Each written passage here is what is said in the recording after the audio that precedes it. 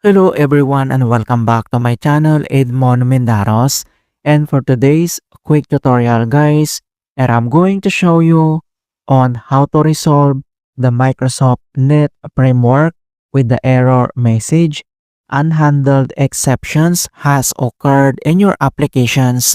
If you click continue, the applications will ignore this error and attempt to continue. If you click quit, the applications will close immediately.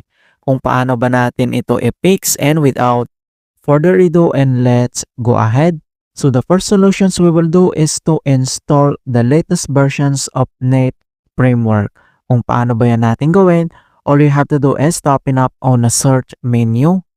And dito sa search for app, so type mo lang dito yung control panel and then i-click mo lang dito yung open.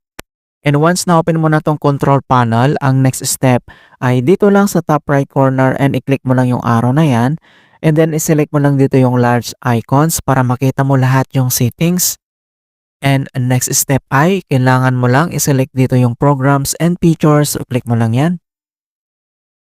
And dito lang sa left side menu and kailangan mo lang i-select dito yung turn Windows features on or off. So click mo lang yan. And dito sa turn Windows features on or off, so ang next step ay kailangan lang natin i-modify dito yung Net Framework.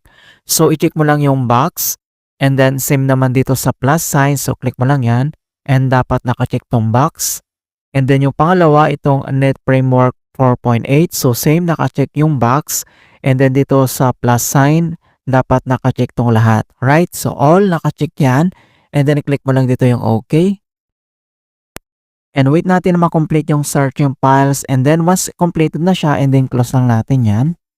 And other solution na pwede natin gawin is to perform the SFC scan.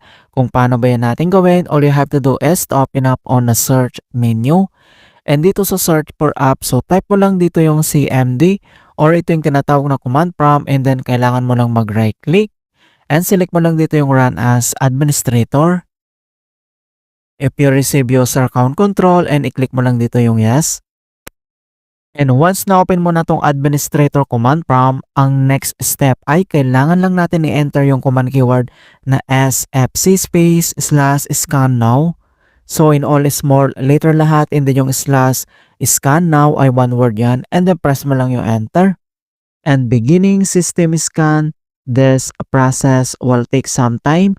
Beginning verifications phase of system scan. So dito ay kailangan lang natin hintay na ma-complete ang verifications into 100%. And finally, verifications 100% complete. And next step, so close lang natin tong CMD at dito lang sa start menu. And kailangan mo lang mag-restart. So just click restart. Alright, so ganun lang po kasimple on how to fix unhandled exceptions has occurred in your applications. And please don't forget to like this video, subscribe to my channel for more quality content. Thank you guys and see you in my next tutorial.